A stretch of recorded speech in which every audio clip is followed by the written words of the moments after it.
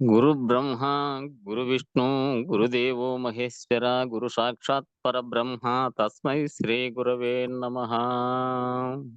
ఓం నమో బ్రహ్మాదిభ్యో బ్రహ్మ విద్యా సంప్రదాయ కర్తృభ్యో వంశ ఋషిభ్యో మహద్భ్యో నమో గురుభ్యః. సర్వోపప్లవరహిత ప్రజ్ఞాన ఘన ప్రత్యగర్భో బ్రహ్మైవాహమస్మి అహం పదార్థరహితః. గురవే సర్వలోకానాం విషజే భవరోగిణాం నిదయే సర్వవిద్యానాం శ్రీదక్షిణామూర్తయే నమః. బృహద్వాసిష్ట సిద్ధాంతం పూర్ణబోధోపదేశిక వెంకటేశ్వర యోగేంద్రం సద్గురుభ్యో నమో నమః. ఆత్మానాత్మతీతమనిశం కేవలాత్మోపదేశిక వేముల రామయార్య యోగేంద్రం సద్గురుభ్యో నమో నమః. ప్రణవాతీతమగమ్యం పరా ప్రకృతి రహితం పరమచలోపదేశిక శ్రీ రాజయాఖ్య గురుం భజే. శ్రీ బ్రహ్మ విద్యా సిద్ధాంతం అచల తత్వోపదేశిక శ్రీ నాగయార్య యోగేంద్రం సద్గురుభ్యో నమో నమః. ద్వయాత్మరహిత సిద్ధాంతం పరమ పురుష ప్రబోధక శ్రీ వివేకానంద సుబ్బయార్య సద్గురుభ్యో నమో నమః. క్షరాక్షరమతీతం చ అచల పూర్ణోపదేశిక శ్రీ పూర్ణానంద పుల్లయార్య సద్గురుభ్యో నమో నమః. అస్మద్గురు సమారంభం కృష్ణ సాందీప మధ్యమం ఓంకార పీఠ పర్యంతం వందే గురు పరంపరం. జై సద్గురు ప్రభు మహారాజుకు జై. గురు పరంపరముకు జై. జై గురు.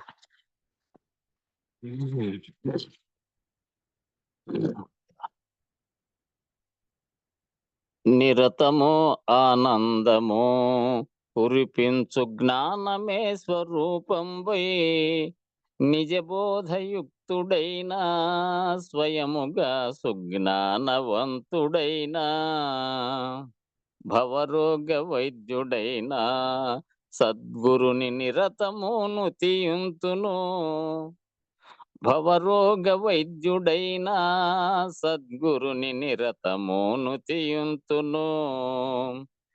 అజ్ఞాన వశము చేత జనులకు దీర్ఘ రోగంబుగాను విషమించు సంసారము జనన మరణాల రూపంబుతో యాథామృత బోధతో శాంతింపజేసేటి విషవైద్యుడు పరిపూర్ణముండజూపి శిష్యుని సుజ్ఞానిగా మలచిన అచల పరిపూర్ణుడైన సద్గురుని నుతించెదను దేవి. అచల పరిపూర్ణుడైన సద్గురుని నుతించెదను దేవి. సృష్టి స్థితి లయంబై విస్తీర్ణ ఆకర్షణై వెలుగుచూ పంచాక్షరీ ప్రకృతి పురుషుడై వెలయుచున్నప్పటికీ సాజన్మ సాకారుడై కర్తృత్వరహితమై వెలసినట్టి అచల పరిపూర్ణుడైన సద్గురుని నితించెదను దేవి. సంసార సర్వస్వము అస్వర్త వృక్షమై వెలయు దేవి. ఈ వృక్షరహితమునకు దావాగ్ని గురు పాదమే శరణము. సద్గురుత్తముని మదిలో పార్వతి బ్రహ్మరంధ్రపు మధ్యలో స్థితమైన సందేశము చేకోర చంద్రికలయిందు వదన. భ్రూమధ్యమందు దేవి నొసటిలో 3 రేఖల మధ్యన సహస్రారంబునందు సద్గురువు స్థితమైన విధము చూడు. అంశపార్శ్వమునందున పరతత్వ గురువునే స్మరించుము. హంసపార్శ్వమునందున పరతత్వ గురువునే స్మరించుము. నిత్య సుజ్ఞాని అతడు నిత్యుడు నిరాకారుండు దేవి. నిర్మలుండు ఘనుడును పరిశుద్ధ నిరాభాషుడు సద్గురు. అటువంటి సద్గురునికే పార్వతీ ప్రణతినే నర్పింతును. అటువంటి సద్గురునికే పార్వతీ ప్రణతినే నర్పింతును. జై సద్గురు ప్రభు మహారాజుకు జై. గురు పరంపరముకు జై. జై గురుదేవ.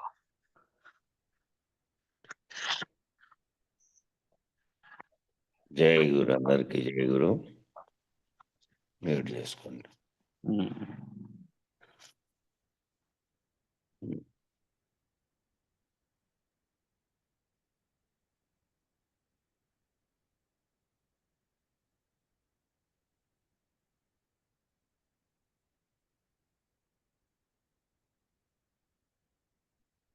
నానాచిద్ర ఘటోదరస్థిత మహాదీప ప్రభావాస్వరం జ్ఞానం యస్య చక్షురాదికరణద్వారా బహిస్పందతే జానామి ఇతి అనుభాత్యే తత్ సమస్తం జగత్ అనేటటువంటి ఈ దక్షిణామూర్తి స్తోత్రాన్ని అనుసరించి గొప్ప విశేష జ్ఞానబోధ అయినటువంటి దక్షిణామూర్తి స్తోత్రాన్ని ఆశ్రయించి 9 చిల్లులు కలిగినటువంటి కుండ ఇది.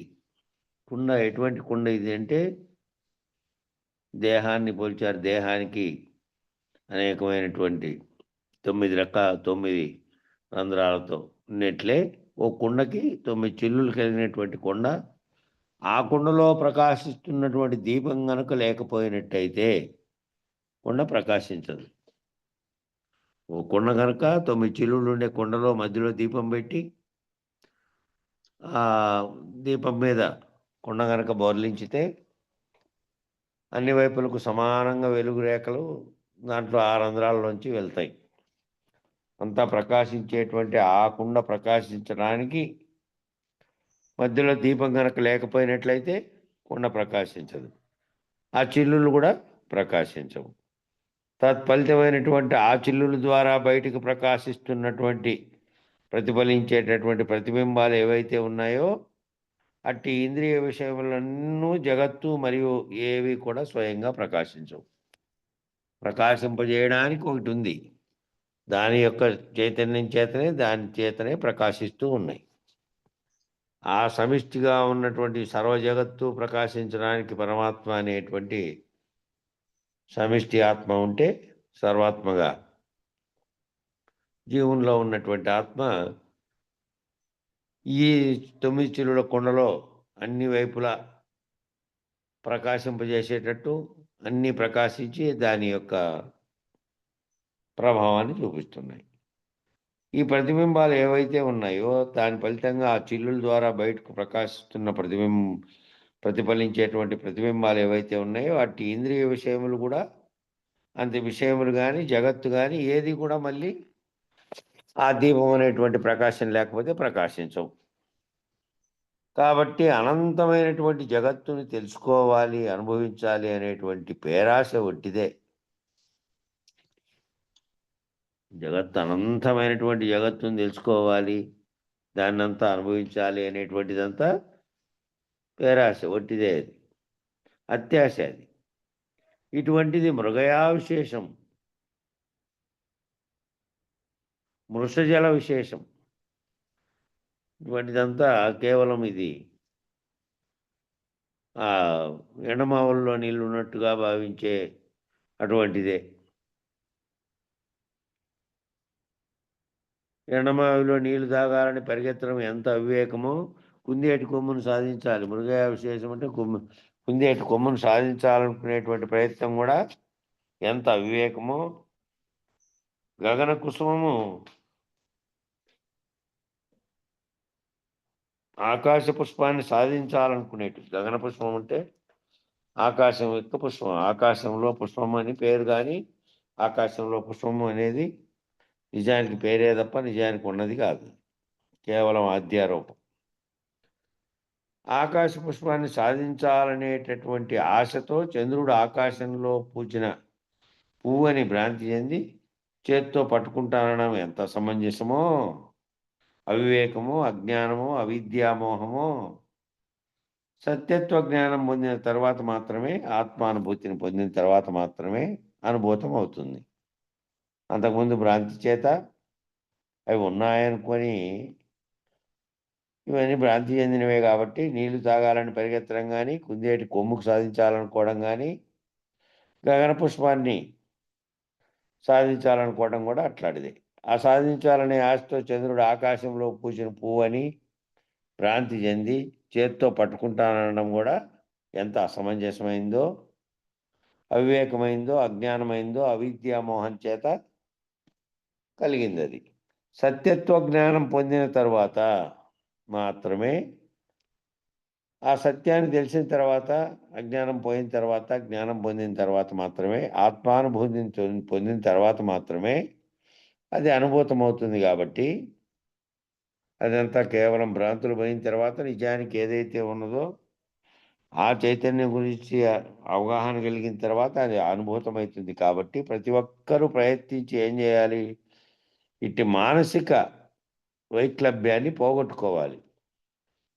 ఈ ప్రపంచం అనేది నిజమనేది, దీన్నంతటిని అనుభవించాలి, దీని గురించి తెలుసుకోవాలనేది, ఇదంతా కేవలం ఎండమావుల్లో నీళ్లు పట్టడం, ఇదంతా లేని దాన్ని అంతటిని కేవలం ఊహ చేతనే ఇవి చేస్తున్నాడు. నిజానికి అంతా విచారణ చేసుకుంటూ పోయిన తర్వాత ఇవన్నీ లేనిదేనని తెలిసే కోసమే ఈ విచారం ద్వారా దృఢపడాలి అది. అట్లా దృఢపడిన తర్వాత ఇంకా ఇవన్నీ కేవలం భ్రాంతులేను అనేది అర్థమైన తర్వాత ఆ భ్రాంతులు తొలగిపోవాలి. అటువంటిది కాబట్టి ప్రతి ఒక్కరూ ప్రయత్నించి తన స్వస్వరూపాన్ని, ఆత్మజ్ఞానాన్ని తెలుసుకోవడానికి, భ్రాంతులను పోగొట్టుకోవడానికి ప్రయత్నించాలి. ఈ మానసికంగా ఈ రకంగా ఏర్పడినటువంటి భ్రాంతులన్నింటినీ పోగొట్టుకోవాలి. మనోభ్రాంతులు. ఆహా ఎంత అందముగా ఉందో అంటాడు. అందం అంటే అర్థం ఏమిటి? నిర్వచనం లేనటువంటిది. అందం అంటే ఏమిటి? అందము, చందము ప్రస్తుత వాటికి ఉన్నటువంటి రంగుల కలయిక, వాటికి ఉన్నటువంటి వాస్తవికమైనటువంటి చైతన్యం యొక్క ప్రతిబింబం. నిజానికి ఏ రంగు సత్యం కాదు. ఆహా ఎంత అందంగా ఉందో అంటాడు. ఏదైనా అందమైనటువంటి ప్రకృతిలో కనపడినా, పుష్పం కనపడినా, లేకపోతే కనపడే వాళ్ళు ఎవరైనా కూడా జీవులుగా ఉండేవాళ్ళు ఆయన అందంగా భావించినటువంటి ఏ వస్తువైనా, ఏదైనా కానీ అంటాడు. అందం అంటే అర్థం ఏమిటి? నిర్వచనము లేనటువంటిది అందం అంటే. నిర్వచనం ఏ విధంగా ఇస్తావు? నిర్వచనం అందం అనేది ఒకటి నిర్వచించడానికి, ఒకరి దృష్టికి ఏ వస్తువైనా సరే, దేన్నైనా అందంగా కనపడచ్చు. ఏదైనా మహాకవి శ్రీశ్రీ అన్నట్లు, కుక్క పిల్ల, సబ్బు పిల్ల హీనంగా చూడక దేన్ని, కవితామయమేనో అన్నీ తలుపు గొల్లెం, హారతి పల్లెం నీ వైపే చూస్తూ ఉంటాయి అని ఒక గేయంలో వాడాడు పదం. అవి అన్నీ కవితామయమే. చూసేవాని దృష్టిని బట్టి వస్తువు ఒకరి విహీనంగా కనిపించింది, ఒకరికి అందంగా కూడా కనపడుతుంది. నీ చూసే దృష్టిని బట్టి అందం ఉంటుంది తప్ప అందమైన ప్రత్యేకంగా నిర్వచనం చెప్పడానికి ఉండదు. బాగా కనపడితే అందము అని అనుకుంటే, బాగా కనపడేది అనేది ఎక్కడిది? దృష్టిలోకి సంబంధించిందే కాబట్టి పూర్తిగా నిర్వచనం చెప్పడానికి వీలు లేదు. అందంగా కానటువంటి నువ్వు భావించినటువంటి మరొకరికి అందంగా కూడా కనిపిస్తుంది. ప్రస్తుతం వాటికి ఉన్నటువంటి రంగుల కలయిక, అందము చందం అంటే ఏంటంటే ప్రస్తుతం ఉన్నటువంటి వాటి రంగుల కలయిక వల్ల వాటికి ఉన్నటువంటి వాస్తవికమైనటువంటి చైతన్యం యొక్క ప్రతిబింబమే. నిజానికి ఏ రంగు సత్యం కాదు, ఏ రంగు కూడా సత్యం కాదు. రంగు వెలిసిపోవడం అనేది సహజం. ఎట్లా ఉన్నటువంటి రంగు అయినా సరే, ఈ రంగులుగా కనపడుతున్నటువంటి, మనకు రంగులుగా కనపడుతున్నవి శాశ్వతంగా ఉన్నాయి అనేది లేకుండా దాంట్లో మార్పులు జరుగుతాయి. రంగులుగా మెరిసే రంగులన్నీ వెలిసిపోయే అవకాశం కూడా ఉంది. ఏ రకమైనటువంటి రంగు సత్యం కాదు. నిజానికి ఏ దృశ్యము కూడా సత్యం కాదు. దృశ్యాలు కూడా అంతే. ఇప్పుడు కనపడినటువంటి దృశ్యం మళ్ళా లేకుండా అయిపోయినటువంటిది అవుతుంది. నిజానికి ఏ రకమైనటువంటి వాసనలు కూడా సత్యం కావు. అవన్నీ కూడా ప్రతిబింబ జ్ఞానాలే. అవన్నీ ప్రతిబింబానికి ఏర్పడినటువంటి జ్ఞానాలే. ఆ ప్రతిఫలిస్తున్నటువంటి జ్ఞానాలే. అన్ని ప్రతిబింబంలో ప్రతిఫలిస్తున్నటువంటి జ్ఞానాలు. అసలైన బింబంగా ఉన్నటువంటిది, చైతన్య స్వరూపంగా ఉన్నటువంటి దానికి ఏ జ్ఞానం, ఏ రకమైన రంగులు, ఏ రకమైనటువంటిది లేదు. జ్ఞాన ప్రతిబింబాలు అవన్నీ. కాబట్టి అట్టి స్వాత్మ స్వరూపాన్ని ఎరుగవలసినటువంటి అవసరం ఉన్నది. ఆ స్వయంగా తన ఆత్మ యొక్క స్వరూపాన్ని ఎరగవలసినటువంటి అవసరం ఉన్నది. కానీ మానవుడు మనోపలకంపై ప్రేరేపితమవుతున్నటువంటి ఈ దృశ్య ప్రతిబింబాలని, రస ప్రతిబింబాలని, రుచికి సంబంధించినటువంటి లౌల్యత చేత, ఇంద్రియ లౌల్యత చేత, ఆయా వాక్ సంయమనం లేక, ఇంద్రియ సంయమనం లేక, గుణ సంయమనం లేక, ప్రతిబింబాన్ని అనుసరించి పరిగెట్టేటువంటి మృగయా వినోదం వంటి అనేక రకమైన బలహీనతలకు లోనై ఉన్నాడు. స్వాత్మ జ్ఞానాన్ని కోల్పోయి ఉన్నాడు. స్వాత్మ స్వరూపాన్ని ఎరగవలసినటువంటి అవసరము మానవునికుంటే, అది చైతన్య స్వరూపంలో ఉన్నటువంటి సర్వత్రా నిండి ఉన్నటువంటి సమిష్టిగాను ఉంది, వ్యష్టిగాను ఉంది. ఉంటే ఈ ఏదైతే ప్రతిబింబంగా కనపడుతున్నటువంటి రూపంగా ఉన్నటువంటిది ఉందో, దాన్ని పట్టుకొని దాన్ని మనోపలకం మీద దానివల్ల ప్రేరేపితమవుతుంటే, ఆ మనోపలకం మీద ఈ ప్రేరేపిస్తున్నటువంటి దృశ్య ప్రతిబింబాలను చూస్తున్నాడు, రస ప్రతిబింబాలను చూస్తున్నాడు, రుచికి సంబంధించినటువంటివి, దానికి సంబంధించిన లౌల్యత చేత, ఆ ఇంద్రియ లౌల్యత చేత, వీటన్నిటికీ ఇంద్రియాల ఈ చాపల్యం ఇదంతా.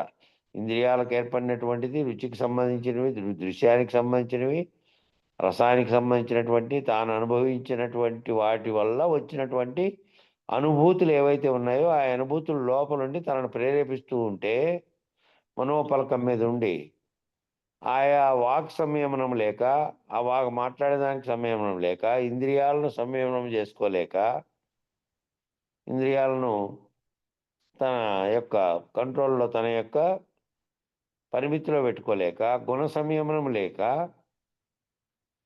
ప్రతిబింబమును అనుసరించి, ప్రతిబింబం ఏం చేస్తుందో దాన్ని అనుసరించి, దానికి కారణమైనటువంటి దాన్ని బింబముగా ఉన్న దానితో కాకుండా ప్రతిబింబంతో, ప్రతిబింబాన్ని అనుసరించి పరిగెట్టేటటువంటి, ఆ పరిగెట్టిపోయే మృగయా వినోదం వంటి అనేకమైనటువంటి బలహీనతలకు లోనై, ఈ బలహీనతలన్నీ ప్రతిబింబాన్ని అనుసరించి ప్రతిబింబంగా ఉన్నటువంటి దేహము, దాంట్లో ముద్రపడినటువంటి మనోపలకము, ఆ మనోపలకంలో వాసన రూపంగా ఉన్నటువంటివన్నీ ప్రేరేపిస్తుంటే, ఈ బలహీనతలకన్నీ లోనై స్వాత్మ జ్ఞానాన్ని, అంటే తన సొంత ఆత్మ యొక్క జ్ఞానాన్ని కోల్పోయి ఏమవుతున్నాడు? అందుని వలె, పాందుని వలె, చెవిటివాని వలె, గుడ్డివాని వలె, మూగవాని వలె, అన్నీ ఉండి కూడా తెలుసుకోనటువంటి అజ్ఞాని వలె. ఇవన్నీ అవయవాలు అన్నీ ఉన్నప్పటికీ, అన్నీ పనిచేస్తున్నప్పటికీ, కన్నుని చూడలేని గుడ్డివానిలాగా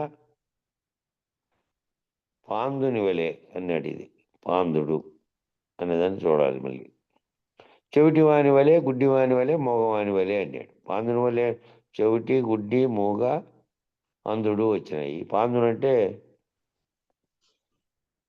వైకల్యం కలిగిన వాడనే చూడాలి ఆ పదానికి. అన్నీ ఉండి కూడా తెలుసుకోనటువంటి అజ్ఞాని వలె మానవ దేహాన్ని ధరించినప్పటికీ, అందున్నటువంటి స్వాత్మ సాక్షాత్కార జ్ఞానాన్ని పొందే ప్రయత్నం చేయకుండా, మానవ దేహాన్ని ధరించినప్పటికీ దాంట్లో ఉండేటువంటి చైతన్య స్వరూపాన్ని తెలుసుకోకుండా, దేహంతో తాదాత్మ్యం చెంది ఆ దేహానికి ఉండేటువంటి ఈ దృశ్యాలు, దృశ్య ప్రతిబింబాలతోనూ, రసంతోనూ, దాంతో ఆ గుణాలతో కూడి తనలో ఈ జగత్తును అనుభవించిన ద్వారా వచ్చినటువంటి అనుభూతుల్ని ముద్రింపజేసుకొని ఉన్నాడు. దానితోనే జీవిస్తూ అట్లే అందుని వలె, అన్ని అవయవాలు అన్నీ ఉన్నప్పటికీ కళ్ళుండి చూడలేని వాని వలె, ఈ విధంగా తెలుసుకోలేని వాని వలె ఉన్నాడు. పాందుడు అంటే ఇస్మాయిల్ కొడుకున్నాడు అట్లా ఆ స్థితి వాళ్ళని అనుకుంటా. పాండు అదే అదే పాండు అంటే మళ్ళీ మనసు లేదు కదా. పాండుని వలె అంటే ఇక్కడ మనసు మీద ముద్రించుకున్నాడు అనే మాట వాడాడు కదా పైన. మనసు మీద అనుభవాలను ముద్రించుకొని ప్రేరేపితమవుతూ జగత్తు దీనికి సంబంధించినవన్నీ నిజం అనుకుంటూ తనలో ఉండేటువంటి చైతన్య స్వరూపాన్ని గుర్తిరగలేక ఉన్నాడు అని ఇచ్చారు. ఒక్క నిమిషం ఉండండి, దీంట్లో చూస్తాం. నిఘంటువులో పాన్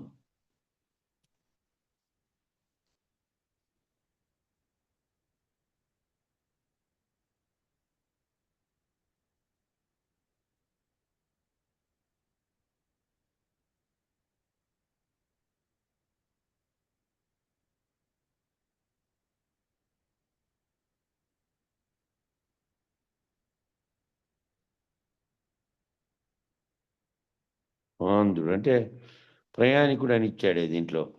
శంకరనారాయణ నిఘంటువులో ప్రయాణికుడు అని ఇచ్చాడు. పర్యాయ పదాలు ఏమీ లేవు మళ్ళా. పాందుడు నిర్వాసన స్వరూపుడు అని అనుకున్నాను. ప్రయాణికుడు అని ఇచ్చాడు దీంట్లో. మరి సరే, నిర్వాసన స్వరూపుడు, గుడ్డివాని వలె, మూగవాని వలె,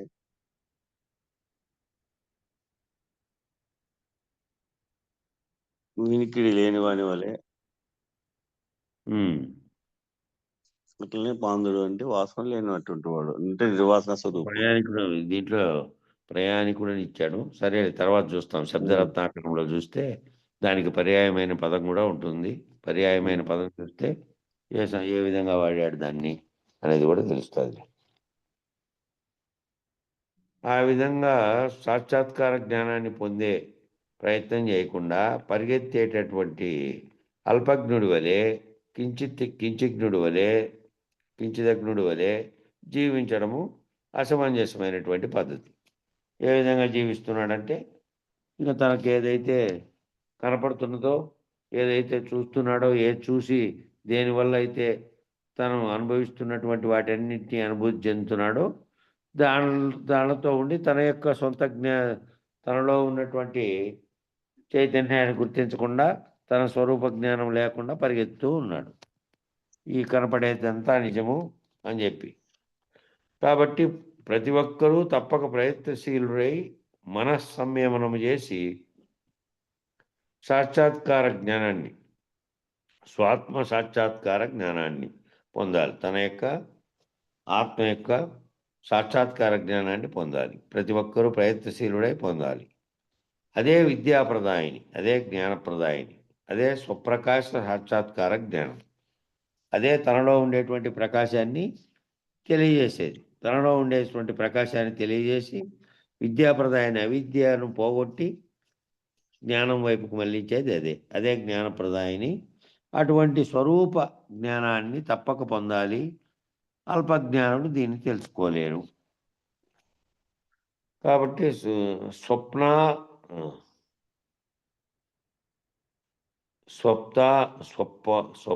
ఇది పాక బావత్తా ఇది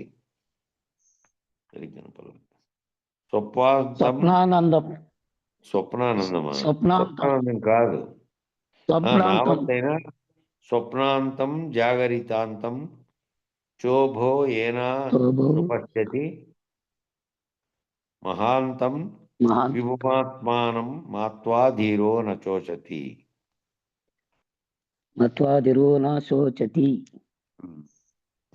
ఇక్కడ తాత్పర్యం ఇచ్చాడు ఓ నచికేతుడా, లోకము జాగ్రత్త స్వప్న ప్రపంచములను ఏ ఆత్మ స్వరూపం చూస్తున్నదో అట్టి పరిపూర్ణాత్మను జ్ఞాని తెలుసుకొని దుఃఖరహితుడవుతున్నాడు.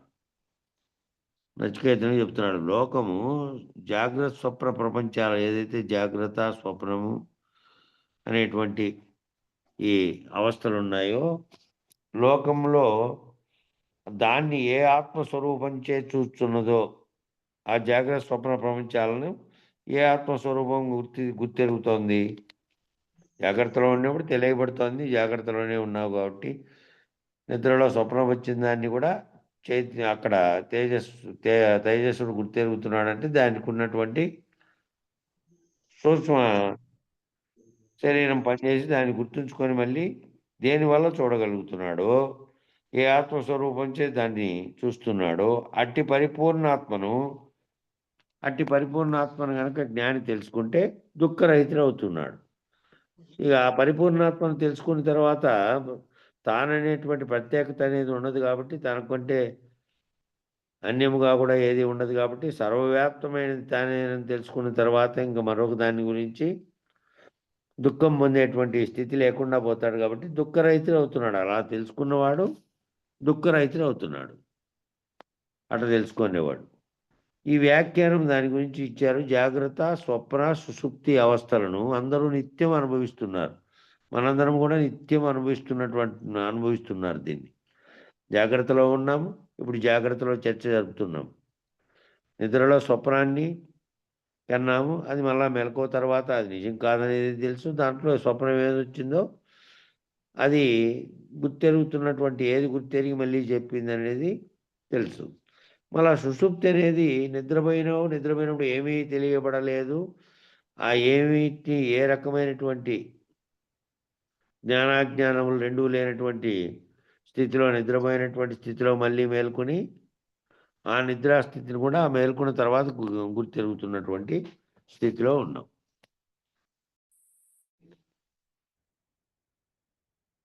ఈ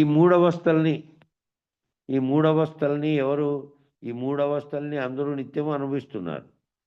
ప్రతి ఒక్కరూ జాగ్రత్త అవస్థలో సర్వ వ్యవహారాలు చేస్తున్నారు. తమ పనులు ఏవేవి తనకు డ్యూటీలు ఉన్నాయో, తాను చేయాల్సినవి, తన శరీరానికి సంబంధించినవి కానీ, ఇంట్లో చేసేటువంటి పనులు కానీ ఇవన్నీ.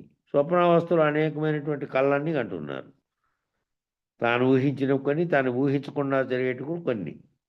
ఇక సుషుప్తిలో ఈ రెండవస్థల్లోని వ్యవహారములు లేక, ఈ రెండవస్థల్లో ఏవైతే ఉన్నాయో, జాగ్రత్త అవస్థలో ఉన్నటువంటి వ్యవహారములు లేవు. ఆడ అనేకమైనటువంటి కానీ బాధలు కానీ, సుఖాలు కానీ, కష్టాలు నష్టాలు వచ్చినవన్నీ జాగ్రత్త అవస్థలోటి కూడా లేవు. కళలో కూడా ఏటువైనా వచ్చినాయనుకో, కళలో కూడా కష్ట నష్టాలకు సంబంధించినవి, ఇతరత్రా సంబంధించినవి, సుఖాలకు సంబంధించినవి ఏ వచ్చినా కూడా, కళలో వచ్చినవి కూడా ఆ కళ వచ్చినంతసేపు నిజంగానే తోచినాయి. కానీ ఆ రెండుటి, ఆ కళలో వచ్చిన అంశాలు కానీ జాగ్రత్తలో జరిగిన అంశాలు రెండూ లేకుండా నిద్రిస్తున్నటువంటి స్థితి నిద్రలో ఉంది. సుషుప్తి అవస్థలో ఈ రెండు అవస్థల్లోని ఏ వ్యవహారం లేక బాగా సుఖంగా నిద్రపోయినాడు. ఏ మాత్రము గుర్తు కానీ ఏమి కానీ లేవు. ఆ నిద్రించినప్పుడు తెలియబడేది లేదు, తెలియబడే చైతన్యం విరమించబడినటువంటి స్థితిలో ఉన్నాడు, నిద్రిస్తూ ఉన్నాడు. ఈ అవస్థలన్నీ గుర్తించినది ఏది? ఈ మూడవస్థల్ని గుర్తించినది ఆత్మే. ఈ మూడవస్థల్ని గుర్తించినది ఆత్మయే.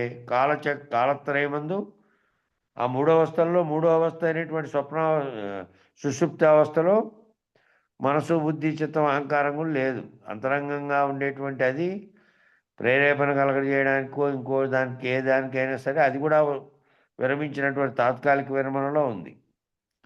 కాబట్టి వీటన్నిటి యొక్క వ్యవహారములను మళ్ళీ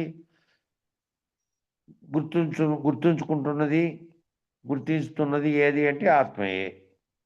కాలత్రయమందు ఉన్నట్టి ఆత్మను గొప్పదానిగాను ఆ మూడు కాలాల్లోనూ ఉంది. కాలత్రయంలో ఉంటే భూత, భవిష్యత్, వర్తమాన కాలాల్లోనూ ఉంది, ఈ మూడవస్థల్లోనూ ఉంది. ఉన్నట్టి ఆత్మను గొప్పదానిగాను సర్వవ్యాపిగాను, అదే గొప్పది, దాని యొక్క ప్రకాశించేతనే ఇదంతా నడుస్తోంది అనేటువంటి దాన్ని గొప్పదానిగాను సర్వవ్యాపిగాను, సర్వవ్యాప్తమై ఉన్నది, అది అంతటా ఉన్నది, సర్వవ్యాప్తమై అని తెలుసుకున్నటువంటి ధీరులు శోకించరు. అది తెలుసుకున్నటువంటి ధీరులు ఎవరైతే ఉన్నారో వాళ్ళకి ఇంకా శోకించరు, వాళ్ళు దుఃఖించరు. ఎందుకంటే సర్వకాలంలోనూ ఉన్నటువంటిది, చైతన్య స్వరూపంగా ఉన్నటువంటిది ఏదైతే ఉన్నదో సర్వవ్యాప్తంగా ఉన్నది నేనే. ఆ నేను ఈ నామరూపాత్మకమైనటువంటి ఈ శరీరంతో ముడిపడినటువంటి, జగత్తుతో ముడిపడినటువంటి దానిగా నేను లేను.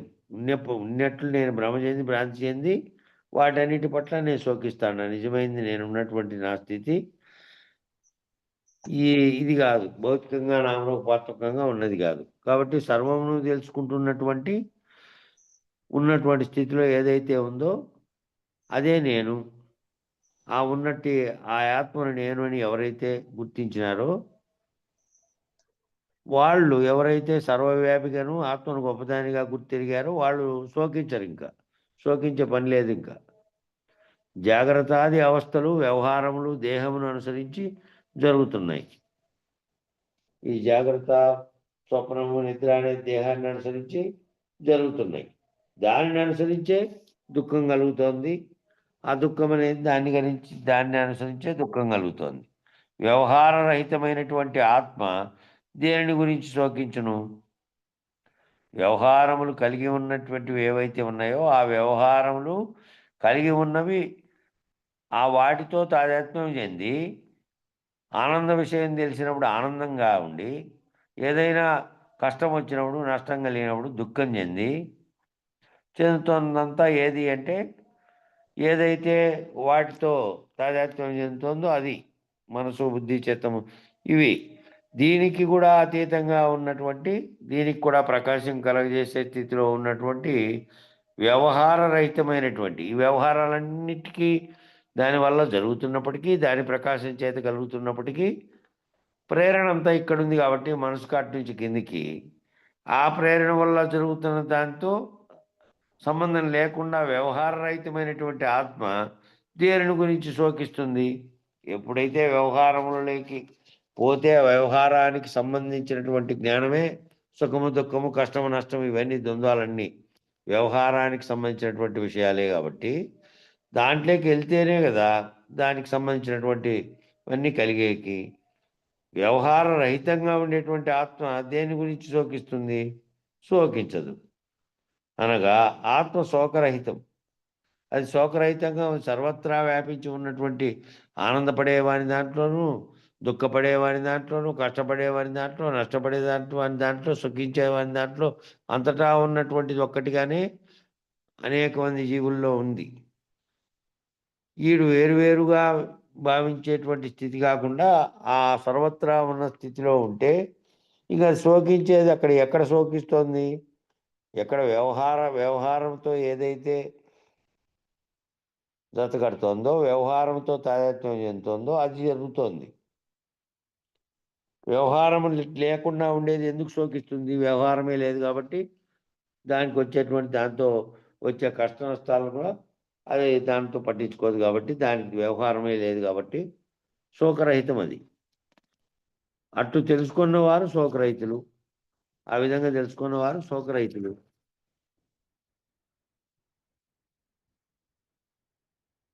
దానికి విశేష వ్యాఖ్య ఇచ్చినారు. ఇక్కడ అవస్థాత్రయాన్ని విశ్లేషించే ప్రయత్నం చేస్తున్నారు. 3 అవస్థల్ని ఇక్కడ విశ్లేషిస్తున్నారు.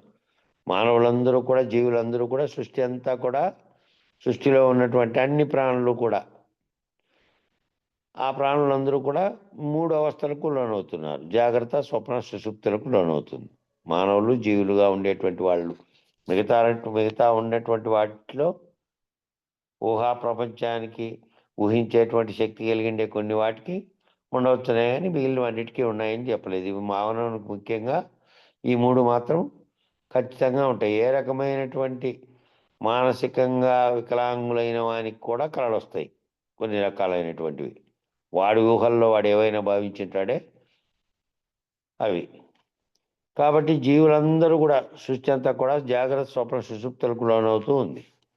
సర్వేంద్రియ వ్యవహారము పరిణామశీలమై, సర్వ ఇంద్రియాల యొక్క వ్యవహారం అంతా కూడా పరిణామశీలంగా ఉంది, పరిణామం చెందుతూనే ఉంటుంది. ప్రతిభావంతంగా వ్యవహరిస్తున్నటువంటి కాలం ఏదైతే ఉన్నదో అది జాగ్రత్త అవస్థ. ఇది ఎప్పుడు ఇంద్రియాలకు సంబంధించినటువంటి వ్యవహారాలన్నీ కూడా పరిణామశీలంగా ఉండి ప్రతిభావంతంగా జరుగుతున్నటువంటి కాలం ఏదైతే ఉందో అది జాగ్రత్త అవస్థ. జాగ్రత్త అవస్థలు అన్నీ నీకు అప్పటికప్పుడే తెలియబడుతున్నాయి. ఆ తెలియబడుతున్న దాన్ని బట్టి నువ్వు వ్యవహరిస్తూ ఉన్నావు. ప్రతిభావంతంగా తెలివిగా వ్యవహరిస్తూ అన్నిటినీ గుర్తిస్తూ అన్నీ చేస్తూ ఉన్నటువంటి అవస్థ అది జాగ్రత్త అవస్థ. అవే ఇంద్రియములు వెనకకు మరలి ఆ ఇంద్రియాలు ఏవైతే జాగ్రత్త అవస్థలో సర్వ వ్యవహారములు చేస్తున్నాయో అవి వెనక్కు మరలి తమకు ఆధారంగా ఉన్నటువంటి మనసు అనేటువంటి ఏక ఇంద్రియమందుల అంశీభూతమై నిక్షిప్తమై అర్ధజాగృతి అంటే సగం మెలకువ సగం నిద్రాస్థితిలో సర్వేంద్రియానుభూతులన్నీ ఇంద్రియముల సహాయం లేకనే అనుభవించేటువంటిది స్వప్నావస్థ. ఇంకా ఈ ఇంద్రియాలన్నీ వెనక్కి మరలిన తర్వాత ఆ ఇంద్రియాలకు ఆధారభూతమై ఉండేటువంటి మనసు అనేది ఒకటి ఉంది కదా, అది నడిపిస్తూ ఉన్నది కాబట్టి వీటిని ఆ మనసు అనేటువంటి ఏక ఇంద్రియమందు ఇవన్నీ అంశీభూతములై ముడుచుకున్న తర్వాత నిక్షిప్తమైన తర్వాత అర్ధజాగృతి అంటే సగం మెలకువ సగం నిద్రాస్థితిలో ఉన్నప్పుడు ఇంద్రియాలకు తెలిగినటువంటి అనుభూతులన్నీ కూడా ఆ అనుభూతుల రూపంలో ఉంటాయి. ఆ ఇంద్రియాలేమో విరమించబడి తాత్కాలికంగా ఆ పడుకున్న స్థితిలో ఏదైతే మనస్సు అనే దాంట్లో ఉందాయో అంశీభూతమై ఆ మనసులో అంశీభూతములైన విషయాలే మళ్ళీ ఆ స్వప్నావస్థలో స్వప్నముగా వస్తాయి. కొన్నిసార్లు తాను అంశీభూతంగా ఉన్నటువంటి దాంట్లో అనుభవాలుగా లేకపోయినప్పటికీ కేవలం ఊహించినందువల్ల అంతకు ఊహించినటువంటివి ఊహించనివి కూడా ఒకసారి వస్తూ ఉంటాయి. అవంతకది అది ఎవరు కల్పించారు? తనకు తానుగా అది కలుగుతోంది. అక్కడ సగం నిద్ర సగం మెలకువ ఉన్నటువంటి స్థితిలో కలుగుతోంది. ఆ కలుగుతున్న దాన్ని గుర్తించుకుంటున్నటువంటిది మళ్ళీ మెలకువ వచ్చిన తర్వాత పలానా కళ వచ్చింది నాకు అనేది తెలియబడుతోంది. ఈ సర్వేంద్రియ అనుభూతులన్నీ ఇంద్రియుల సహాయం లేకనే అనుభవిస్తూ ఉండేటువంటిదే ఈ స్వప్నావస్థ. ఆ మనస్సు కూడా చేతనమై అక్కడ మనసు ఏమో తాత్కాలికంగా ఇక్కడ కొంత చేతనత్వం కలిగి సగం నిద్ర సగం మెలకువలో ఉంది కాబట్టి దాన్ని గుర్తించింది కళను. అది కూడా లేకుండా మనసు కూడా అచేతనమై సుప్త చేతనమై కదలక పడి ఉండేటటువంటిది సుషుప్తి అవస్థ. మనసు బుద్ధి కూడా ప్రియమోద ప్రమోదములతో ప్రజ్ఞాస్థితిలో నిలకడ చెంది ఈ సుషుప్త అవస్థలో ఏమవుతుంది? మనసు బుద్ధి కూడా ప్రియము మోదము ప్రమోదం అనేటువంటి ఆ దానిలతో ప్రజ్ఞాస్థితిలో ప్రజ్ఞ అనేటువంటి స్థితిలో నిలకడ చెంది అవి ఏ కదలికలో లేకుండా ఏ రకమైనటువంటి తాదాత్మ్యం చెందే స్థితి కూడా ఏదీ లేదు. కానీ అట్టి ఎరుకలేని ఆ ఎరుకలేక తానైనటువంటి స్థితిని తెలుసుకోలేక తను తాను మర్చిపోయి సుషుప్త అవస్థ చూడండి. ఇప్పుడు మనసు బుద్ధి కూడా ప్రియ మోద ప్రమోదములతో ప్రజ్ఞాస్థితిలో నిలకడ చెంది ఆ స్థితిలో ఈ ఎట్టి ఎరుక లేక కానీ అట్టి ఎరుక లేక ఆ ఎరుక తనకు ఉన్నటువంటి ఆ స్థితిని ఆ సమయంలో లేదు. ఎరుక లేకుండా తానైనటువంటి స్థితిని తెలుసుకోలేక తనను తాను మరిచిపోయి తానైనటువంటి స్థితిని తెలుసుకోలేక తనను తాను మరిచిపోయి శరీర భ్రాంతి అందే నిమగ్నమైనటువంటి ఉన్నటువంటి జీవుడు జాగ్రత్త స్వప్న అవస్థలను సుషుప్త అవస్థలను నిరంతరాయంగా అనుభవిస్తూ వాటి అందే పరిణమిస్తూ ఆ పరిణామమే సత్యం అనుకొనుచు ఆ ద్వంద్వానుభూతులే సత్యం అనుకొనుచు అట్టి ద్వంద్వానుభూతుల యందు సరి అయినటువంటి వ్యవహారం లేకున్నచో తనకే ఏదో అయిపోవచ్చున్నదనే భ్రాంతిని పొందుతున్నాడు. ఈ విధంగా ఏదైతే ఈ మనసు బుద్ధి అనేది కూడా విరమించబడిన తర్వాత ఏది కూడా తెలుసుకునేటటువంటి స్థితిలో ఉండి తనను తాను మర్చిపోయినటువంటి స్థితిలో ఆ ఎరుక లేకుండా ప్రజ్ఞతో మాత్రమే నిద్రపోయినటువంటి స్థితి ఏదైతే ఉన్నదో అది అప్పుడు ఏదీ లేదు. ఏది జగత్తో వ్యవహారము లేదు, తాను స్పందించేది లేదు, తాను దేంతో కూడా తాదాత్మ్యం చెందే స్థితి లేదు. అట్టి నిలకడైనటువంటి స్థితిలో ఉంది కానీ మళ్ళీ మెలక వచ్చిన తర్వాత సర్వప్రపంచం మళ్ళా తన గుర్తులేకి వస్తుంది. ఆ గుర్తులేకి వచ్చినప్పుడు మళ్ళా రాత్రి నిద్రపోయినాము అనేది నిద్ర బాగా సుఖంగా జరిగింది అనేది ఒకటే తెలుసు కానీ నిద్ర ఏ విధంగా ఉన్నింది ఎట్లుండింది అనేది కూడా ఏ విధంగానూ వర్ణించడానికి వీల్లేంది. మిగతా అంతా కనపడేది తాదాత్మ్యం చెందేది కాబట్టి మిగతా దానిలన్నింటి కళలైనా సరే జాగ్రత్తలో జరిగిందనైనా వర్ణన చేయవచ్చు. దీనిని అది కూడా చేయడానికి వీల్లేదు.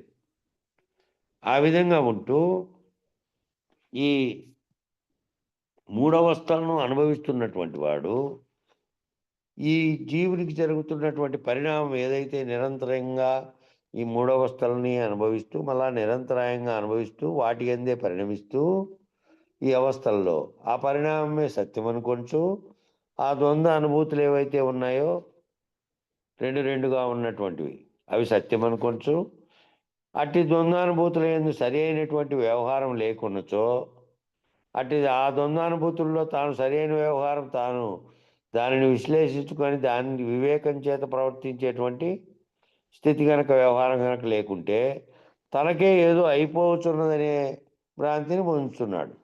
తనకేదో అయిపోతుంది అనే భ్రాంతిని పొందుతున్నాడు.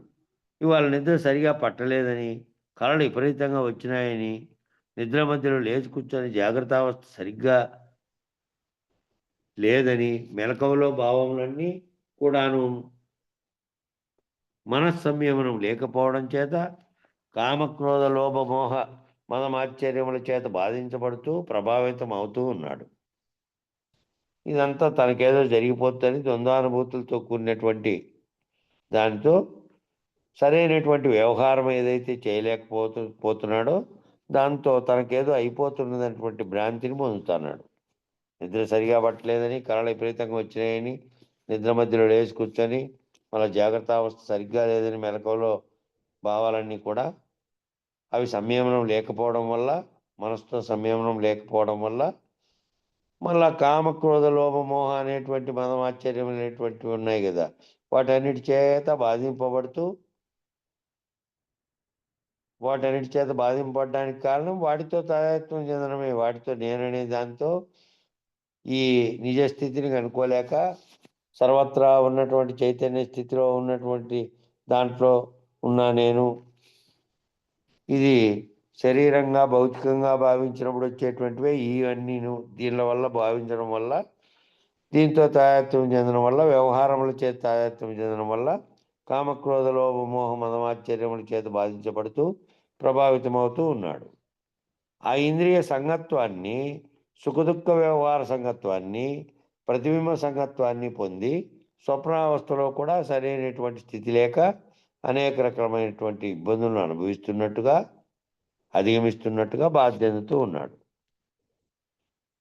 ఇది ఏమవుతుందంటే ఇట్లా బాధించబడుతూ ప్రభావితమవుతూ ఉండడానికి ఇంద్రియ సంగత్వం అంటే ఇంద్రియాలతో కూడుకొని సుఖదుఖ వ్యవహార సంగత్వాన్ని, సుఖము దుఃఖం అనే దాంతో కూడా తాదాత్మ్యం చెందడం, సుఖం వచ్చినప్పుడు ఒక రకంగా, దుఃఖం వచ్చినప్పుడు ఒక రకంగా, వ్యవహార సంగత్వాన్ని, వ్యవహారాలతో సంగత్వం చెందడం, ప్రతిబింబ సంగత్వం, ప్రతిబింబంగా ఉన్నటువంటి దీంతో సంగత్వం చెంది ఆ స్వప్నావస్థలో కూడా ఏమవుతుందంటే సరైనటువంటి స్థితి లేకంటే ఆ స్వప్నావస్థలో స్వప్నం కంటున్నటువంటి స్థితిలో కూడా దాంతో కూడా అది కూడా ఒక్కోసారి ఏమవుతుందంటే ఆ స్వప్నం ఏదో వచ్చింది, ఏదో వచ్చి స్వప్నముగా ఊరికే వచ్చి ఊహకు మాత్రమే అంది. మళ్ళా మెలకు వచ్చిన తర్వాత అది ఇటువంటిది అని తెలిసే స్థితి కొందరికైతే, కొందరు ఏం చేస్తారంటే స్వప్నంలో కూడా జాగ్రత్త అవస్థలో ఆ వచ్చినటువంటి భావనతో తాదాత్మ్యం చెందినట్టుగా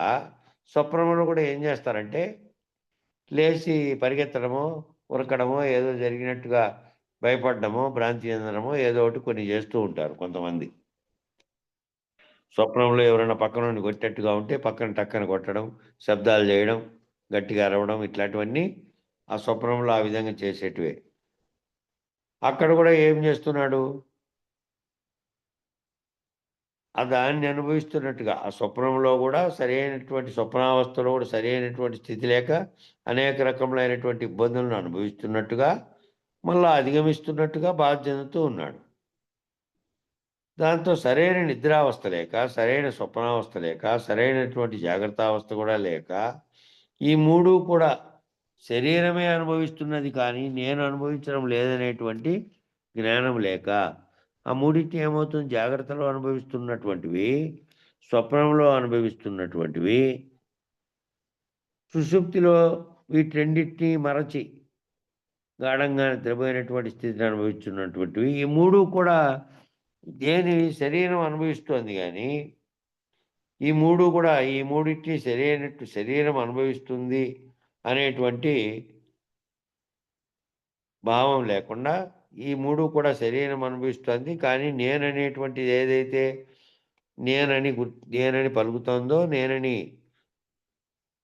సర్వాధిష్టానంగా ఉందో నీలోనే, అది అది అనుభవించడం లేదు అనేటువంటి జ్ఞానం లేక, తురియావస్థలో ప్రవేశం లేక, తురియావస్థలో అంటే వీటి మూడవస్థల్ని గుర్తించినటువంటి స్థితిలో ప్రత్యేగాత్మ స్వరూపుడుగా, సాక్షి స్వరూపుడుగా ఉండి, దీనికి అతీతంగా దీంతో సంగమించకుండా ఉండి చూసేటువంటి ఆ ప్రవేశము లేక, స్వాత్మ సాక్షాత్కార అనుభవ జ్ఞానం లేకపోవడం చేత, తన యొక్క ఆత్మ యొక్క సాక్షాత్కార అనుభవము లేకపోవడం చేత ప్రతినిత్యము కూడా ఏమవుతున్నాడు, ఈ మూడు కూడా అత్యవసరమై ఉన్నదని తోచుడు చేత, ఈ మూడు ఏవైతే ఉన్నాయో, మూడు జాగ్రత్త అవస్థలో చేసేటువంటి వ్యవహారములు, స్వప్నావస్థలో పొందేటువంటి స్వప్నాలు, మళ్ళీ నిద్రావస్థలో పొందుతున్నటువంటి ఏవి గుర్తెరగకుండా ఉన్నటువంటి ఆనందించేటువంటి, అవి ఆనందంగా ఉంది అనేది కూడా తెలియదు. అప్పుడు నిద్రపోయాడు కాబట్టి సర్వం విరమించబడి ఉన్నాయి కాబట్టి ఏవీ లేవు, ద్వంద్వాలు లేకుండా కాసేపు ఉన్నాడు మేల్కొనే వరకు. కాబట్టి ఆ మూడు స్థితులు కూడా అత్యవసరమై ఉన్నదని తోచుడు చేత, ఆ మూడు స్థితులు కూడా శరీరం అనుభవిస్తుంటే, ఆ శరీరం అనుభవించి ఇవన్నీ అత్యవసరమై ఉన్నాయని తోచుడు చేత ఆ మూడింటి అందే నిమగ్నం అవుతున్నాడు, వ్యవహరిస్తున్నాడు. ఆ మూడు శరీరానికి సంబంధించి శరీరం చేస్తోంది, మూడింటిని అనుభవిస్తుంది. ఆ మూడింటిని ఏదైతే తనలోనే ఉండేటువంటి అధిష్టాన చైతన్యంగా ఉన్నటువంటి ఆత్మ అనేది అనుభవించట్లేదు. నేనని ఏదైతే పలుకుతోందో ఆ పలుకుతున్న నిజ నేను అనుభవించట్లేదు. అనుభవిస్తున్నదంతా శరీరం అనుభవిస్తున్నటువంటి దాంతో తాదాత్మ్యం చెందిందే, అది అనుభవిస్తోంది. దానికి జరుగుతున్నటువంటి ఈ మూడు కూడా, మూడు క్రియలు ఆ దానికి జరుగుతున్నవే అని అది తెలుసుకోలేక ఏమవుతున్నాడంటే, నిత్యంగా ఈ మూడింటి అందే నిమగ్నమవుతూ వ్యవహరిస్తున్నాడు. వ్యవహరించడమే కాక వీటినే నిత్య జీవితంగా భావించుతూ, వీటినే ఈ మూడు అవస్థలనే నిత్య జీవితంగా భావిస్తూ ఉన్నాడు. వీటి అందున్న వ్యవహారమునందు కలుగుతున్న సుఖదుఖములే సత్యమని భ్రమించి, ఈ వ్యవహారములతో వచ్చేటువంటి సుఖదుఖాలు కలుగుతాయి కదా, ఈ వ్యవహారాలతో తాను వ్యవహరించినప్పుడు కలిగే సుఖదుఖాలతో అవి నిజమని భావించి, ఆ సుఖము దుఃఖము, సుఖం కలిగినప్పుడు అది, దుఃఖం కలిగినప్పుడు ఇది, ఈ రెండు కూడా శరీర వ్యవహారం వల్ల కలుగుతున్నాయి దానివల్ల అనేది లేకుండా, దానిని నిత్య జీవితంగా భావించి, వీటిని సుఖదుఖాలే నిత్య జీవితంగా భావించి, వీటి యందు ఉన్నటువంటి వ్యవహారములందు కలుగుతున్న సుఖదుఖాలే సత్యమని భావించి, వీటితో వ్యవహరిస్తున్నందువల్ల ఆ వ్యవహరిస్తున్నప్పుడు కలిగేటువంటి సుఖదుఖాలే సత్యమని భావించి, వాటి సత్యమని భ్రమసి వాటి సంగత్వం చేత ప్రభావితమవుతూ, వాటితో కలయడం వల్ల కలిగేటువంటి దాంతో ప్రభావితమవుతూ, వాటిని నిరంతరాయంగా కోరుచు, మళ్ళీ వాటిని నిరంతరాయంగా కావాలని కోరుతుంది. ఆ కోరుతున్నటువంటి ప్రేరేపిస్తున్నటువంటి మనసు ప్రేరేపించడం వల్ల అంతకుముందు పొందినటువంటి అనుభూతిని తనలో నిక్షిప్తం చేసుకుంది కాబట్టి, మళ్ళీ వాటిని నిరంతరాయంగా కావాలని కోరుచు, ఏ ఆత్మకైతే ఇట్టి మూడవస్థలు లేవో, ఏ ఆత్మ అయితే ఈ మూడవస్థలతోనూ తాను వ్యవహరించకుండా సాక్షిత్వ స్వరూపంలో ఉన్నటువంటి తురియావస్థలో ఏదైతే ఉన్నదో, ఆ స్థితిలో ఉన్నటువంటి దానికి ఈ మూడవస్థలు దానికి లేవు. కానీ ఏ ఆత్మ యొక్క ఉనికి చేతనే ఈ మూడవస్థలు ఏర్పడుతున్నవో, మళ్ళీ ఈ మూడవస్థలు ఏ ఆత్మ యొక్క ఉనికి చేత, ఆ నేనని పలుకుతున్నటువంటి ఆత్మ ఉనికి చేతనే ఏర్పడుతున్నాయి. అట్టి స్వస్వరూప జ్ఞానాన్ని మానవుడు ఆశ్రయించడం లేదు.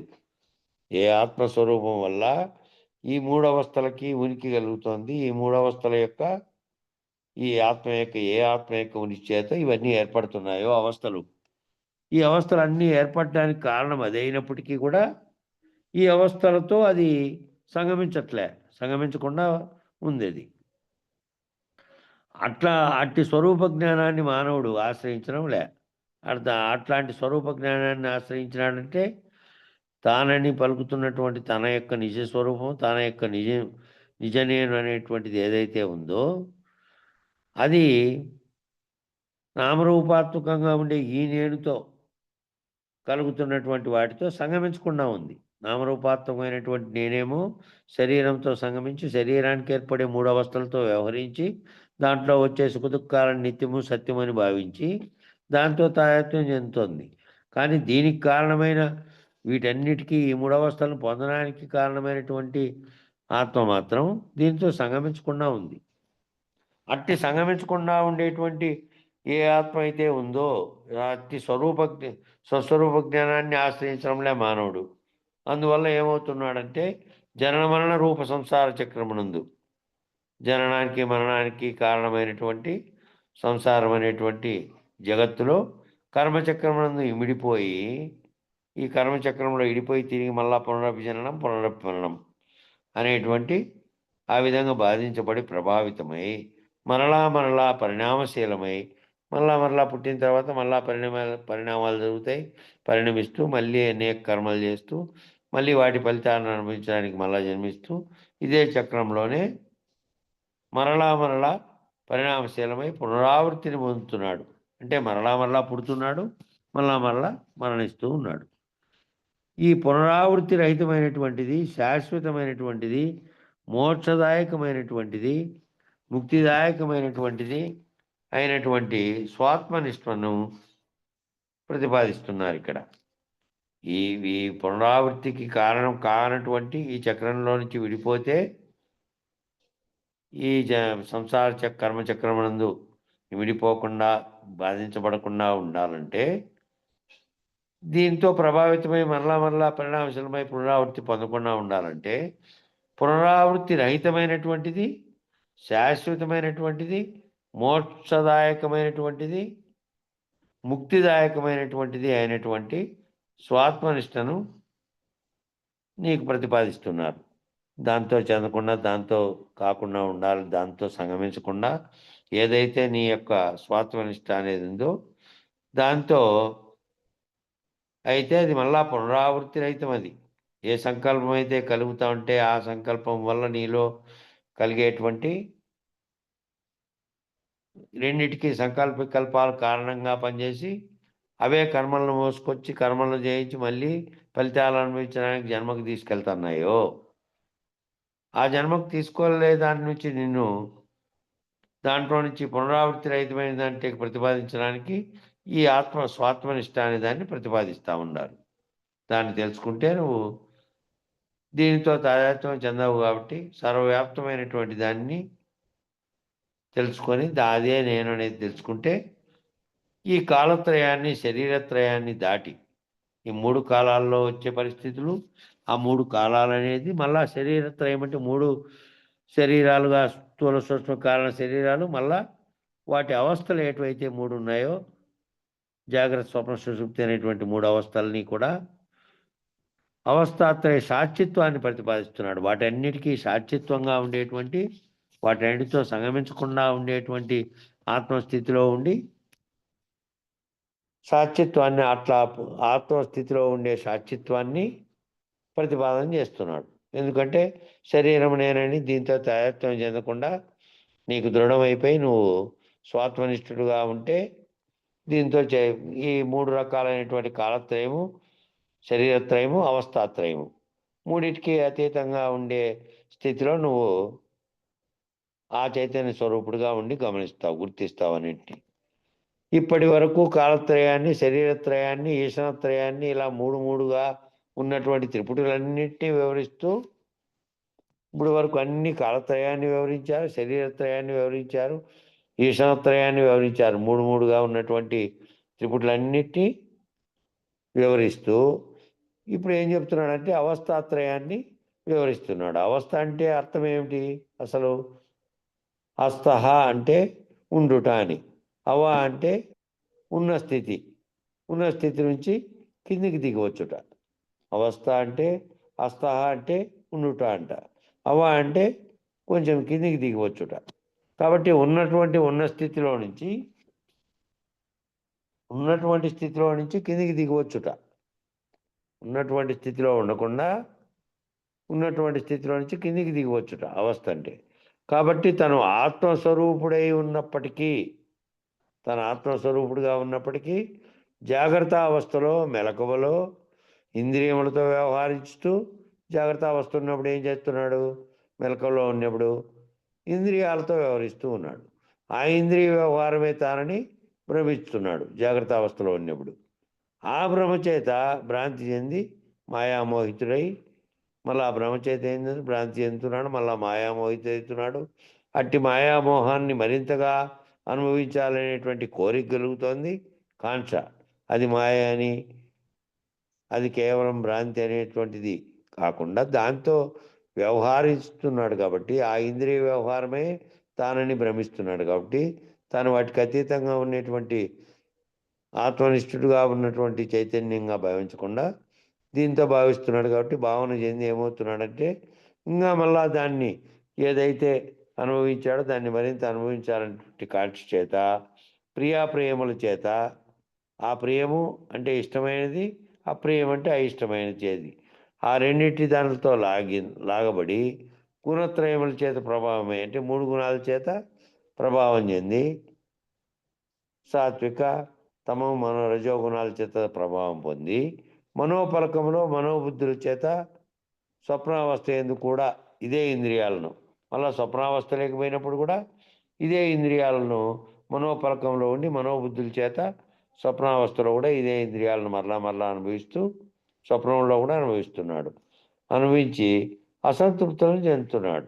తనకిష్టమైన వచ్చినప్పుడేమో ఆనందించే అంశము, తనకిష్టం కానిది వచ్చినప్పుడేమో అసంతృప్తి చెందేటువంటి విషయం. ఇంకనూ బలమైనటువంటి సుఖమును పొందాలనే బలీయమైన కాంక్ష చేత, ఇంకా బలమైనటువంటి సుఖాన్ని పొందాలనేటువంటి బలీయమైన కాంక్ష చేత, లేని సుఖమును పొందాలనే ప్రయత్నం చేత, ఆ లేని సుఖము పొందాలనే ప్రయత్నం చేత అంటే తన యొక్క నిజస్వరూపాన్ని గుర్తించకుండా శరీరంతోనూ దాంతో జరిగే మూడవస్థల వ్యవహారంతోనూ తాదాత్మ్యం చెందుతున్నాడు కాబట్టి, ఈ లేని సుఖాన్ని పొందాలనే ప్రయత్నం చేత వస్తుగత నిశ్చయ జ్ఞానం లేక, వస్తుగత నిశ్చయ జ్ఞానం, వస్తువు అనేది నిజానికి లేనిది, కేవలం ఊహాత్మకంగా ఉన్నటువంటి తయారైనది, అది శాశ్వతమైనది కాదు అనేటువంటి నిశ్చయ జ్ఞానం లేక, ఆ వస్తువులు సుఖమిస్తున్నాయనే భ్రాంతి చేత, వస్తువులు నిజానికి సుఖమైనది ఇచ్చేది ఉండదు, అది నువ్వు కావాలని దాన్ని కోరుకొని దాన్ని వాడావు, మళ్ళీ ఇంకో వస్తువు వచ్చింది, మళ్ళీ ఇంకోటి వచ్చింది, అన్ని పనికిరాని వస్తువులన్నీ మళ్ళా పారేసావు. ఇవన్నీ ఒకప్పుడు వాడినవే పారేసావు. ఆ వస్తువులు సుఖమిస్తున్నాయనే భ్రాంతి చేత ఆ ఇంద్రియములే సుఖస్థానములని భ్రమసి, ఆ ఇంద్రియాలు ఏవైతే ఉన్నాయో అవే సుఖానికి స్థానాలని భ్రమసి భ్రాంతి చెందడం చేత, భ్రమాజన్య జ్ఞానం చేత, భ్రమచందనం వల్ల వచ్చినటువంటి జ్ఞానం, భ్రమచందనం వల్ల వచ్చినటువంటి జ్ఞానమే ఇది బాగుందనడం, అది బాగలేదనడం, ఇది ఇంకా కావాలనడం, ఇది అద్భుతంగా ఉంది అనడం, ఇవన్నీ కూడా భ్రమాజన్య జ్ఞానం చేత, భ్రాంతి చెందడం చేతనే ఏర్పడుతున్నాయి. నిజానికి అవన్నీ లేనివిగా ఉండి నువ్వు తాదాత్మ్యం చెందడం చేతనే అటువంటి భ్రాంతి ఏర్పడుతుంది. ఆ బ్రహ్మజన్య జ్ఞానమును ఆశ్రయించడం చేత ప్రతిబింబ జ్ఞానమునే సత్యమని భావించుట చేత, ప్రతిబింబ జ్ఞానం ఏది? దేహంగా ఉన్నటువంటి అనేక రూపాలుగా కనపడుతున్నటువంటి ప్రతిబింబాలన్నీ అసలైనటువంటి సర్వవ్యాప్తమై ఉన్నటువంటి బింబ చైతన్యం యొక్క ప్రతిరూపాలు ఇవన్నీ. సమిష్టిగా ఉన్నటువంటి బింబ చైతన్యం యొక్క ప్రతిబింబాలే ఈ అనేకాలుగా ఉన్నటువంటి జీవులుగా ఉన్నటువంటి ప్రతిబింబాలు. ఈ ప్రతిబింబాలు ఏమవుతున్నాయంటే ఆ ప్రతిబింబాలే ఈ ఈ ఆశ్రయించి ప్రతిబింబ జ్ఞానం అనే సత్యము, ప్రతిబింబ జ్ఞానాన్ని నిజమైంది కాదు, బింబంగా ఉన్నటువంటి ఏదైతే తన స్వరూప జ్ఞానం ఉంది అది నిజమైంది, ఇది కేవలం నేను భ్రాంతి చెందడం వల్ల ఏర్పడినటువంటిది అనుకోకుండా ప్రతిబింబ జ్ఞానమునే నిజమైనటువంటి సత్యమని భావించడం చేత ఆ రకమైనటువంటి జాగ్రత్త స్వప్న సుషుప్తులు అనేటువంటి అవి శరీరమే అనుభవిస్తున్నప్పటికీ, అవన్నీ 3 వ్యవస్థలని శరీరం అనుభవిస్తున్నప్పటికీ తాను అంటే నేనని పలుకుతున్నది ఏదైతే ఉన్నదో అది అనుభవిస్తున్నది అని తన మీద ఆపాదించుకుంటున్నాడు. నేననేది ఏదైతే వేరుగా భావించకుండా ఈ సర్వ చైతన్యానికి కారణమైన దానిగా భావించకుండా దాన్ని దీంతోనే ముడిపెట్టి దీంతోనే సంగమిస్తున్నందువల్ల శరీరం చేస్తున్నటువంటి మూడవస్థలతో తాను అనుభవిస్తున్నట్టుగా ఆపాదించుకుంటున్నందువల్ల ఏమవుతుందంటే అది అజ్ఞానం అవుతుంది. తాను అనుభవిస్తున్నాను అంటే శరీరం అనుభవిస్తుంటే దాంట్లో ఉండి నేనని పలుకుతున్నది అనుభవిస్తున్నట్టుగా తాయత్వం చెందడం వల్ల అజ్ఞానం అనేది వస్తుంది. తానే ఆపాదించుకుంటున్నాడు అజ్ఞానాన్ని తన మీదకి. కాబట్టి ఇక్కడికి సరిపోయింది. మంగళం చెప్పండి. మంగళం గురుదేవాయ మహనీయ గుణాత్మనే సర్వలోక శరణ్యాయ సాధురూపాయ మంగళం. జై సద్గురు ప్రభు మహారాజుకు జై. పుల్లయార్య సద్గురు వివేకానంద బండారు సుబ్బయార్య సద్గురు ప్రభు మహారాజుకు జై. పూర్ణానంద పుల్లయార్య సద్గురు ప్రభు మహారాజుకు జై. గురు పరంపరముకు జై. జై గురు.